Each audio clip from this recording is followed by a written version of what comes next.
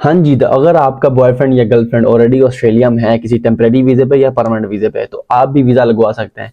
कैसे, कौन सी रिक्वायरमेंट्स हैं, कौन सी रिस्ट्रिक्शंस हैं, कैसे लगवा सकते हैं, each and everything in this video.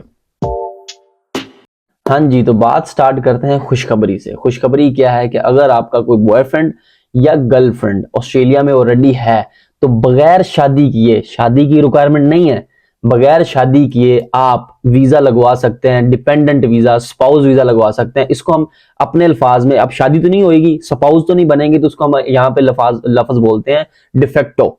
De facto visa होगा, ठीक है। अब डिफेक्टो वीजा में क्या होता है कि आपको शादी तो करनी नहीं पड़ती, ठीक हो गया। अगर आपका बॉयफ्रेंड, जैसे मैं एग्जांपल आज से आपको समझाऊंगा, एग्जांपल मैं अपनी लूंगा। जैसे मैं मर्द हूं, अब अगर मेरी गर्लफ्रेंड पाकिस्तान में है, तो मैंने उसको ऑस्ट्रेलिया बुलाना है। तो जैसे मैं स्टूडेंट वीजा पे हूं, तो मैंने उसको अपने बिहाफ पे बुलाऊंगा कि वो मेरी गर्लफ्रेंड है, और मुझे 12 मंथ मतलब 12 मंथ्स का एविडेंस दिखाना पड़ेगा कि हम पिछले 12 मंथ से 12 मंथ से इकट्ठे हैं। उसके एविडेंस कैसे दिखाना होगा कि मैं दिखा सकता हूँ, कन्वर्सेशंस दिखा सकता हूँ, कोई पिक्चर्स हमने इकट्ठी खींची हो, ग्रुप फोटोज हो, या कोई डेट पे गए हो, या हम किसी इवेंट को ज्वाइन किया हो, किसी भी कैफेज कोफेज में, रेस्टोरेंट्स में गए, तो वो फोटोज दिखानी होती हैं और चैट्स दिखानी होती हैं। हाँ, बेडरूम की पिक्चर्स नहीं दिखानी होती, समझे? ऐसा लगा मेरा मजाक।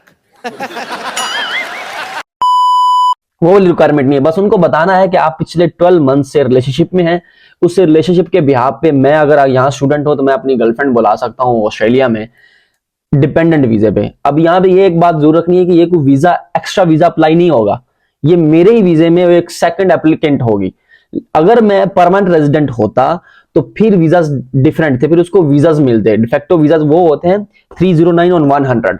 अगर मेरी गर्लफ्रेंड, मैं परमानेंट रेजिडेंट होता, तो मेरी गर्लफ्रेंड वीजा अप्लाई कर सकती थी ऑन बिहाफ ऑफ मी 309। ये टेम्परेरी होता है 2 साल का, उसके बाद उसको परमानेंट मिल जाता मेरी तरह। लेकिन जैसे मैं परमानेंट रेजिडेंट नहीं हूं, अगर मेरी गर्लफ्रेंड ऑस्ट्रेलिया में हो, पाकिस्तान में, सॉरी, अगर मेरी गर्लफ्रेंड पाकिस्तान में वीजा अप्लाई करती, तो वो मेरे ही स्टूडेंट वीजा में सेकंड एप्लीकेंट होती, तो उसको मेरे बिहाफ पे डिपेंडेंट वीजा मिल जाता और वो ऑस्ट्रेलिया आ सकती थी, ठीक है, बगैर शादी किए। अगर आपकी गर्लफ्रेंड के साथ या आपके बॉयफ्रेंड के साथ आपकी शादी नहीं हो सकती, या वो इंडिया नहीं आ सकता, तो आप उसके पीछे जा सकते हैं। ये वीडियो स्पेशली उन लोगों के लिए जो इंडिया पाकिस्तान में बैठे हैं, या उन लोगों के लिए नहीं है जो ऑस्ट्रेलिया में ऑलरेडी आ गए और अपने गर्लफ्रेंड्स को या अपने बॉयफ्रेंड्स को डिच कर रही हैं। मुझे पता है, क्योंकि मैंने काफी मैसेजेस ऐसे मुझे आए हैं पाकिस्तान, इंडिया से, जहां से लोगों की शादियां हो चुकी हैं, ठीक है, उनके हस्बैंड या उनकी बीवियां यहाँ पे हैं, वो मुझसे पूछ रहे हैं कि क्या हमारे हस्बैंड हमें बुला सकते हैं ऑस्ट्रेलिया। मैंने कहा क्यों नहीं बुला सकते, आपकी शादी हो चुकी है तो स्वभाव तो बुला सकते हैं।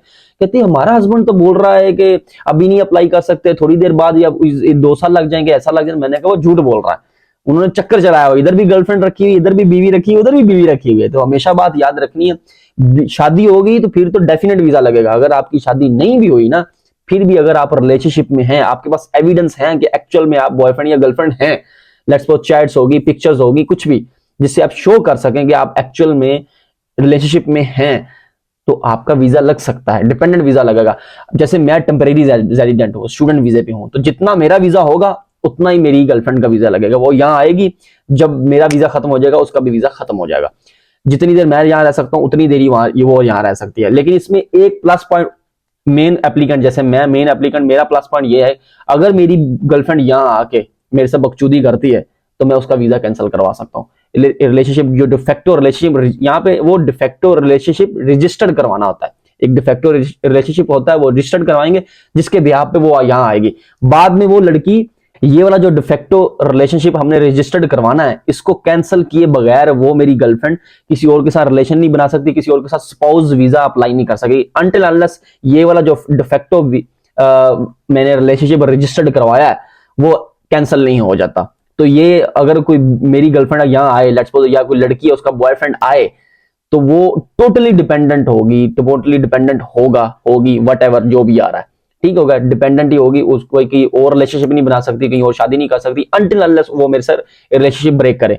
तो जैसे ही वो मेरे से रिलेशनशिप ब्रेक करेगी, उसका वीजा कैंसिल होगा, she has to go back. तो ये है, डिपेंडेंट होके आना पड़ता है, एक बात ये है। और दूसरा ये है कि ये प्लस पॉइंट तो लाजमी, अगर आपका अच्छा रिलेशनशिप है और आपके घर वाले नहीं मान रहे शादी के लिए, तो या कुछ चक्कर हो रहा है, आप जाके यहाँ पे जो रह रहे हैं वो जाके इंडिया पाकिस्तान में जाके शादी नहीं कर सकते, तो वो ये है कि अपना डिफेक्टो रिलेशनशिप रजिस्टर्ड करवाएं ऑस्ट्रेलिया में, तो वीजा आराम से मिल जाएगा। कोई इतना इशू नहीं है।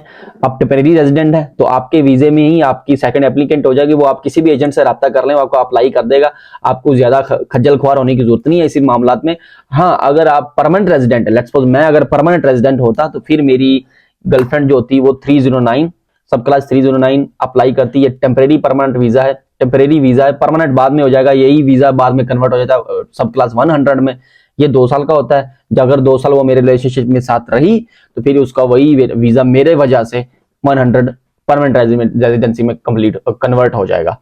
तो ये है चक्कर, कोई चक्कर इशू लेने की जरूरत नहीं है इसमें, कोई इतना बड़ा कोई साइंस नहीं है, रॉकेट साइंस नहीं है, ठीक है। बस आपको बताने थे ये 2 वीजे और ये रिक्वायरमेंट बतानी की 12 मंथ्स का आपको एविडेंस दिखाना पड़ेगा, पिक्चर्स दिखानी पड़ेगी, चैट्स दिखानी पड़ेंगी। और यहाँ पे जो बंदा होगा वो अपना डिफेक्टो रिलेशनशिप रजिस्टर्ड करवाएगा यहाँ पे उस लड़की के या उस लड़की का अपने साथ। वो जब यहाँ आएगी तो यहाँ पे आपको मैंने ये बात बतानी थी कि अगर वो लड़की यहाँ आ गई है, if she does anything bad then जो मेन एप्लीकेंट होगा जैसे कि मैं उसका मैं वीजा कैंसिल करवा सकता हूँ, उसका रिलेशनशिप रजिस्टर्ड जो होगा उसको कैंसिल करवा के मैं उस लड़की को वापस भेज सकता हूँ। तो ये बातें मैंने आपको बतानी थी, टेंशन लेने की जरूरत नहीं है, फनी चीज है। अगर आपके पास कुछ भी रिलेशनशिप है यार, रास्ते बहुत ज्यादा पता करने से, रिसर्च करने से मिलते हैं। मैं कोई एलियन थोड़ी हूँ, मुझे ये बातें कैसे पता चल जाती? गूगल से मैंने दोस्त ऐसे बनाए हुए हैं, सर्कल ऐसा बनाया जहां से इंफॉर्मेशन मिल जाती है, गूगल से पता चल जाता है, फिर न्यूज़ से पता चल जाता है, फिर हमने कनेक्शंस ऐसे बनाए हुए हैं जिनसे इर्द गिर्द की अगर इंफॉर्मेशन कहीं और भी पड़ी हो तो वो भी आ जाती है हमारे पास। तो आप भी ऐसा कर सकते हैं, कनेक्शन अच्छा बनाएं, एजुकेट करें अपने आप को हर तरीके से, जो भी रास्ता आपको मिलता है उस पर रिसर्च करें, शायद वो आपके लिए अच्छा हो। जरूरी ये नहीं है कि आप ऑस्ट्रेलिया सिर्फ स्टूडेंट वीजे पे आए, और भी बड़े रास्ते होते हैं। वर्क वीजा होता है जनाबे वाली, स्पाउस वीजा आपका, अभी मैंने आपको डिफेक्टो वीजा बता दिया, आपके पास विजिट वीजा की ऑप्शन है, स्पॉन्सरशिप्स मिल जाती हैं, स्पॉन्सरशिप्स की वीजाज हैं। और उसके अलावा ऑस्ट्रेलिया सिर्फ दुनिया में एक कंट्री नहीं है, you have multiple other countries as well. America चले जाओ, यूरोप चले जाओ, किसी और कंट्री चले जाओ, जरूरी नहीं है कि यहाँ भी खज्जल खुआर होने हैं ना, कहीं और खज्जल खुआर हो रहा हो। तो मिलते हैं नेक्स्ट वीडियो में, तब तक अपना ख्याल रखें। अगर वीडियो अच्छी लगे तो लाइक जरूर करियो, ठीक है।